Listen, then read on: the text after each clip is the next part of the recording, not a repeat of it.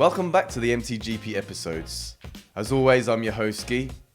And my guest today, Dan Edwards, is no stranger to the MTGP shows, as March 7th will be his fourth outing, and he'll be fighting for the world title belt in Wolverhampton against Greek fighter Alexsandro Milos. We dig into his fight preparation and the new scientific lengths Dan is now going through to ensure he's in the best physical condition. We discuss the learning lessons from his last loss to Bennett, training under the tutelage of the legendary Damian trainer, about fighting in Thailand, and the game plan for Alexsandro. We're also sponsored by Mindful News, online courses for fighters on how to deal with nerves, performance anxiety, but more importantly, how to increase performance in the ring and enjoy the process. For more information, visit mindfulnews.uk and give us a follow on Insta for cool tips and advice.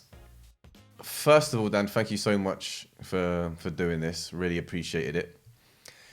Okay. But just with 54 fights, 44 victories now, you spent a lifetime dedicating yourself to this sport.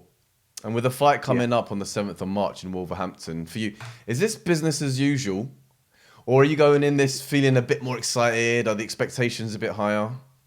It is business as usual, but I grew up about, 3-4 miles from Wolverhampton. So I've got a lot of local support and obviously a lot of people that I know will be going to watch. So yeah, obviously there's a lot of pressure to perform well.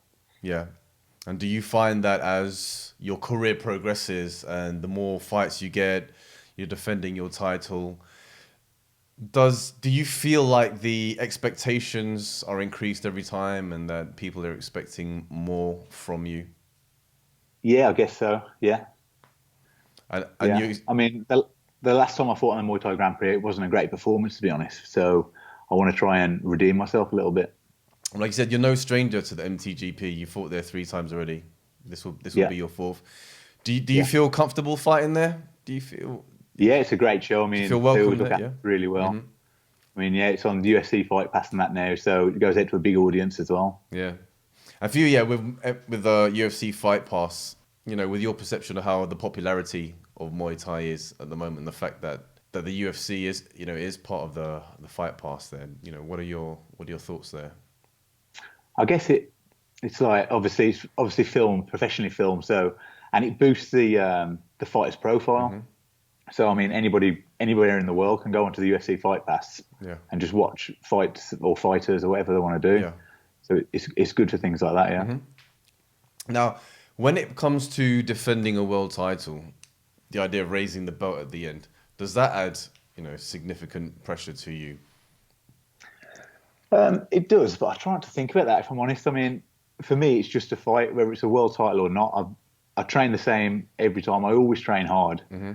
So, I mean, I have done a few extra little things this time, and I've got some professional help with other areas. So, I mean, hopefully it all comes off on the night. Right.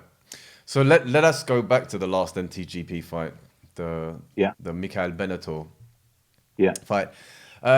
Great fight, by the way. I was ringside. It was for 3 rounds. It was for 3 rounds, but I watched it back again last night. Right. I just wanted to get your take on it, your thoughts on it, and how you think it went, and why you lost. I just gassed.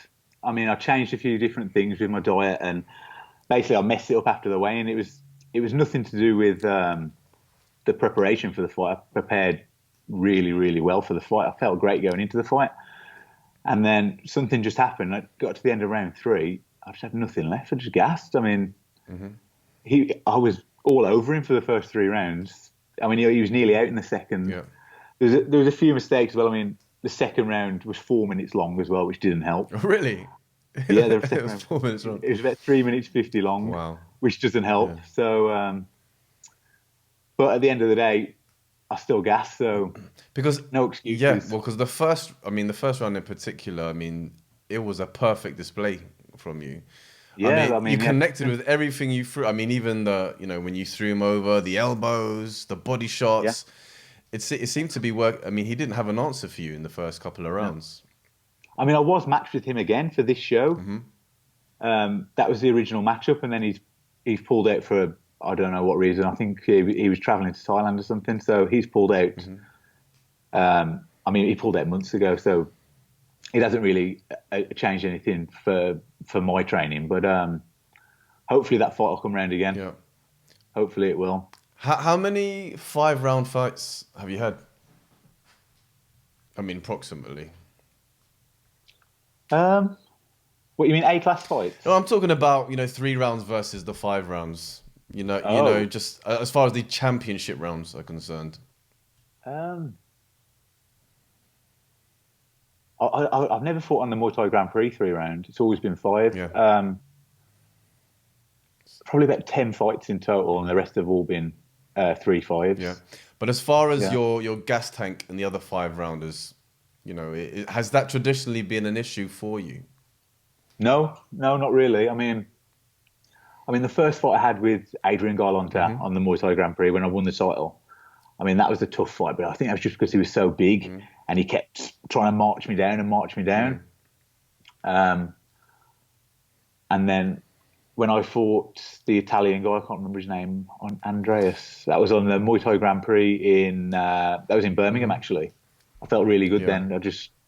No problems. And then obviously with Michael Bennett on the last one, it just all fell apart. And was that a particularly tough one to come back from? Because he, like you said, 4th and 5th rounds, he delivered quite a few significant blows. No, I mean, he never hurt me with anything. I mean, I was kicking and nearly falling over. I mean, he should have stopped me, really. He should have put the pressure onto me and tried to stop me. But I wasn't hurt at all. Really? Okay. After the fight. It was just pure exhaustion. I mean, after the fight, I was being sick and I felt terrible, What have you done differently then, I guess? What are you doing now as far as preparation for another 5-rounder, for another world title defense? Well, I've got a proper nutritionist on side now from John Moore University in Liverpool. He's one of the top guys for combat sports. So we've been up doing all the testing. We've done like DEXA machines, done metabolic rates, done VO2 testing, and he's created a diet that's tailored for me. So I know exactly how many calories to eat per day to get the weight off. And then obviously, I mean, I'll only have to lose probably 1 or 2 kilos maximum on fight week. Yeah. Well, I'll do it the day of the weigh-in. So, and then obviously we've got a plan then to rehydrate and refuel basically. Yeah. So tell me, what's it like, under the tutelage and having Damian trainer, in your corner? Yeah, really good. I mean, not only in the corner, I mean in the gym as well. Obviously, he's been there and done it, so he's got us training flat out at the minute. Me and the other guys, because we've got another guy fighting on the show, Damon, as well. Yeah. So I'm training with Damon in the daytime, Damian on the night time, or vice versa. Yeah. So we're both training really hard for this fight, and obviously with Damian training us and watching us and making sure we're running and making sure we're clinching, and it's been a very hard fight camp, I'm not going to lie. Yeah. Well, obviously a legend in the sport, had a really interesting and exciting comeback fight, after a big time off at the MTGP. Yeah. Do you sit down with your coaches and watch tape, and do you, because not really. You mean of the opponents? Well, Alexsandro Milos, I've had a quick look at him online. I mean, there's probably a handful of fights on there, but he just looks very strong. Yeah. Forward, very aggressive, and strong hands basically. So I think I'm just gonna have to try and play it careful with him for the first couple of rounds. See what he does. Yeah. I know he trains at a good gym in Thailand as well. I think he trains at Pechindi in Thailand. So he's obviously got a lot of experience as well. I mean, his records, I think it's 33 wins, 4 losses. So he's no mug. You know what I mean? He's going to come to fight. If he's fighting for a world title in the UK, he's going to be coming. He's got nothing to lose, has he? Yeah. Well, what's your experience with going out to Thailand and training out there? Well, I lived in Thailand on and off for years, to be honest. Probably had about 20, 30 fights in Thailand. What, Phuket sides?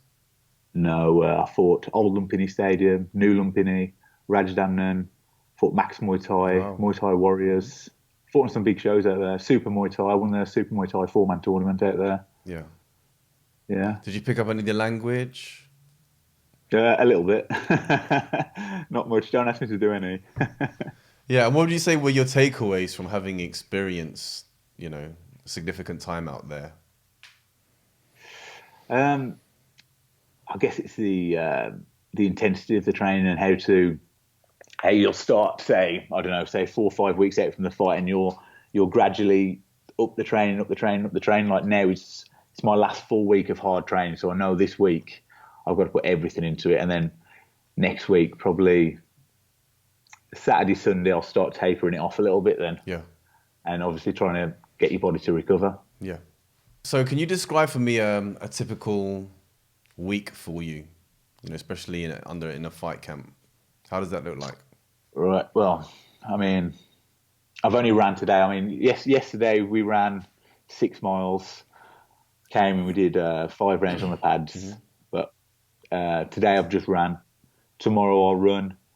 And then it'll be the fighters class at the gym tomorrow night. So normally 5-6 rounds on the pads, clinch work and sparring. Yeah. And then Wednesday, running, pad work again. Mm-hmm. Thursday will be running and another fighters class. Yep. And then on the weekend, I might recover a little bit on Friday. I'm not sure what I'm going to do yet. And then weekend, it'll be the track. So I'll go Alexander Stadium on Saturday. It's just the athletics stadium in Birmingham. And we'll go there. We'll do sprints, 400 metres, 800 metres. Just high intensity training, to be honest, on a Saturday. And how significant is mindset for you? In the training period leading up towards the fight and, come fight day itself. Are you very much in your head? Not really, I try and blank it out, to be honest. I try and just focus on the training rather than worrying about the fight or thinking about the fight. I'd rather just concentrate on the training, keeping the weight down, keeping everything as smooth as possible. Yeah. And then obviously you worry about the fight day. Mm-hmm. I mean, otherwise you end up thinking about it or can't sleep and all things like that. I'd rather just blank it out, if I'm honest. Yeah. All right, so let's go way back now. So, why did you get into fighting, and what were the events that led to that? A guy I used to work with, he used to train at K-Star. I think he might have even introduced Damian to K-Star. To be honest, they went to school together, and I don't know. We were obviously young lads going out drinking, partying all the time. So I just wanted to try and get away from it a little bit, and do a bit of fitness. So I used to do a lot of gym stuff like weightlifting and all that sort of stuff, a little bit of running or whatever. And it's just get bored of it, don't you? So he recommended that I went there and tried this place. And I went there and just kind of got addicted to the sport, to be honest. I mean, just started going 2-3 times a week, and then it was 4 times a week. And then there was a couple of interclubs coming up in the gym or a local gym. So did pretty well. And then at the time, we were doing the AKAs, the amateur kickboxing events. Yeah. And we did a few of those. And then it just kind of developed from there, to be honest. Yeah. And so were there challenges growing up or perhaps difficult situations that got me into... Yeah, maybe rough areas, rough neighborhoods, or, a difficult upbringing, or was it... I wouldn't necessarily say a difficult upbringing, but it was a bit of a rough area where I grew up, a lot of trouble and things like that. But no, it was nothing to do with that really why I got into Thai boxing. I just went there purely for fitness, to be honest, and just to stop me going out every weekend. All right. Yeah. So tell me, what are some of your other hobbies and passions, apart from the Muay Thai? I do a lot of mountain bike riding, whilst obviously I'm not doing it at the moment because if you come off or anything like that, it's too easy to pick up an injury. But we do a lot of off-road mountain biking. I mean, even when I'm not fighting, I'm still going to train because the guy I train with on a Saturday, he's got his own gym. So I go over there and we normally train a little bit first, and then we'll go out on the bikes or different stuff like that, yeah. But at the moment, it's just pure Muay Thai at the minute. And what's your day job? HGV mechanic. Yeah. Yeah, like heavy goods. Yeah. Okay. Yeah. How would you describe your fighting style? I guess I'm a clincher, but I also like. I guess I'm a kicker more than anything, more than a boxer. I say I'm more of a kicker and a Yeah. clincher. Maybe try and march them down a little bit, and then get into the clinch and try and rag them up a little bit in the clinch. If I'm honest, yeah. Yeah. And if your friends had to describe you outside the ring in a couple of words, well, how would they describe you? I'm not sure, to be honest. I mean, I guess I'm a quiet person. Keep myself to myself. I mean, It seems kind of the opposite for someone, a quiet person that keeps themselves to themselves, to then be, a Muay Thai world champion. It seems like a bit, do you know what I mean? A bit of a, yeah. I mean, I wouldn't say I was cocky or anything like that. I mean, I don't normally even tell people that I'm a boxer, to be honest with you. yeah. I don't know how they describe me, to be honest. Just a genuine guy, I guess. No, I like that. Just honest, genuine guy. Yeah, I know you're a bit of a family man, but if I was to ask Yeah. what is happiness for you? I guess being on holiday, relaxed, just with my wife or whatever, just chilling, or just, I don't know, like a Saturday afternoon around your friends' house, all having a barbecue and just having a good time, I guess, yeah. Well, with this big fight coming up, and we're just kind of kicking off 2020, what are your goals for this year? Obviously, win this next fight coming up. I'm trying. Obviously, I'd like a rematch with Michael Bennett. I don't know if he'll accept it or not. That would be an awesome bloody fight. It That would. yeah. It was matched for this. It was matched for March. Yeah. I mean, when he agreed it, I was like, yes, come on. But obviously, I don't know. He just said he was going to Thailand. That's the reason he's pulled out. Yeah. And then if I could get another world title at the end of the year, or even fight on one championship, if that was to come around, Yeah. that'd be good as well. Yeah. And looking beyond that, what are your, I guess, career aspirations, looking out the next couple of years? Do you think that far ahead? Not really, to be honest with you. I mean, I'm old now. I'm 33 now, so I've probably got another couple of years maximum at it. So obviously, I'm just after the big fights now, to be honest. I mean, there's no point fighting just local people for no reward, if you know what I mean. I've done all that. Yeah. I'm at the end of it now, where I want to try and get the big fights or the big money fights or on the big stage. Yeah. All right then. Well, again, thank you so much for doing this, and for taking the time. And we usually end this, with the fight on the 7th of March. Any words or any, for your opponent? What, for my opponent? Yeah. As Alexsandro Milos, might be tuning in. Do you usually like to say any words, or what's your style? I'm not going to trash talk him. I mean, I'm just there to fight the same as he's there to fight. But you know what? I've trained hard for this. I've cut no corners. You can believe that. No corners have been cut. So I'm bringing my A game. I hope he is. Yeah. I'm on a local show where I grew up, literally 3-4 miles down the road. Right. So I'm coming there to fight. All right then, mate. Well, like you said, if your friends were to describe you say genuine, and I think that's an awesome quality to have. So wish you the best of luck for your upcoming fight. Thank you. And congratulations on the long career that you've had. Thanks. And to all our fans up there, give him a like and a follow, and stay tuned. We'll be following up after the fight, and again, all the best, mate. Yeah. All right then. Thank you. All right.